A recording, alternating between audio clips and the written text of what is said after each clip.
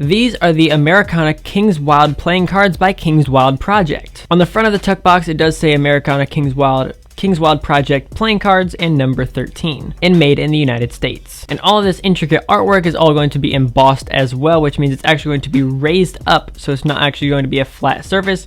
It'll actually be raised up a little bit so you can actually feel a lot of the artwork done on the tuck box. The one side says designed by Jackson Robinson, one of the most prolific artists in the playing card community, and the other says made in the United States of America. The back of the tuck box is going to be reminiscent of the back design, but not quite the same. The bottom of the tuck box is going to have some ad copy for King's Wild Project and Jackson Robinson, and also a Bible verse at the bottom. And it's from 1 Thessalonians 4:11, which reads, "And to make it your ambition to lead a quiet life, you should mind your own business and work with your hands just as we told you." The top of the tuck box says King's Wild Project, and the large inner tuck flap says number 13 and lead a quiet life. The inside tuck flaps say number 13 as well, so let's take a look at the cards inside. The back design for these playing cards is absolutely gorgeous. Now I will say once again that it is definitely going to be different than the back design of the tuck box, because the tuck box had more red and the actual back design has more blue. Personally, I like the blue a bit more. It actually adds a little bit more contrast. Absolutely stunning, and the best part about this deck is the way you can use it for a move called Pirouette. Doing this move right here is absolutely stunning. Now onto the number cards. Your number cards and all the rest of the faces are going to be Arco style playing cards. So there's mainly two different types of playing cards in the playing card community. For the most part, that is. Now there's going to be bicycle playing cards, faces, and Arco faces. At least the two most prominent in my case. So this is what spades look like. They're a little bit more chunky, and the numbers and values and indices have all been customized.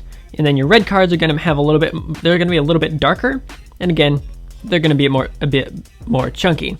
All the placement is going to be the same and nothing to worry about on that front. Then here are your clubs. And lastly, here are your hearts. Your three aces are going to match the rest of the number cards. Your court cards are almost a mix of the Arco faces and the bicycle faces, which I find really interesting. I absolutely love the style and the color choices that they went with throughout this entire deck, and the way that they decided to pull off all of these court cards. Truth be told, Jackson Robinson just absolutely killed it, because normally when I see court cards, I have a number of things to say and things I would probably change. With these, I really don't. Then on to your ad cards. The first one is going to be a double backer, and the second one is going to be a message from John Adams to Abigail Adams that he sent to her in 1776. You then get semi-duplicate jokers. Absolutely love these. One American flag done in red and the other in blue. And last but not least, your Americana King's Wild playing cards.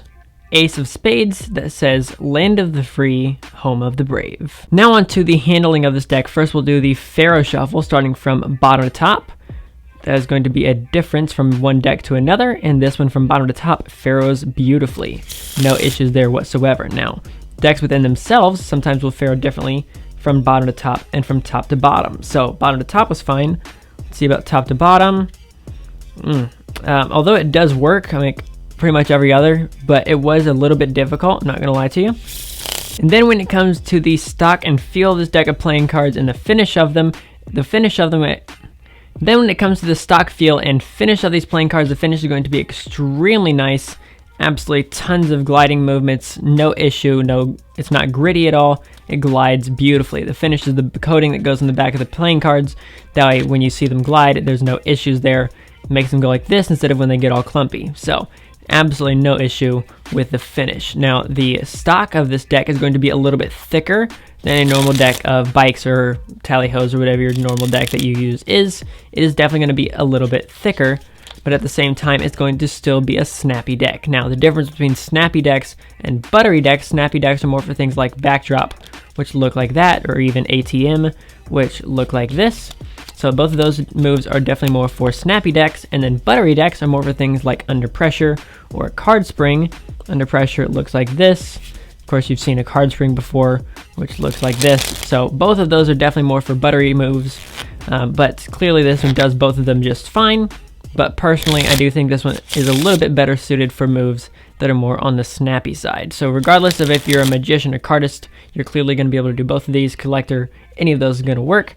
But if you're going to be using this more than just having them up on a shelf, which clearly you could do, this is definitely going to be more on the snappy side. And if you are wanting to pick up this deck of cards for yourself, I'd check out the description below or it popping up right here, because you'll be able to get them for 10% off with code CardPerfectMagician, so I can hopefully save you a little bit of money when you do so. If you want to check out another deck review, make sure to check it out right there, and I'll catch you guys in the next one. This is CPM, signing off.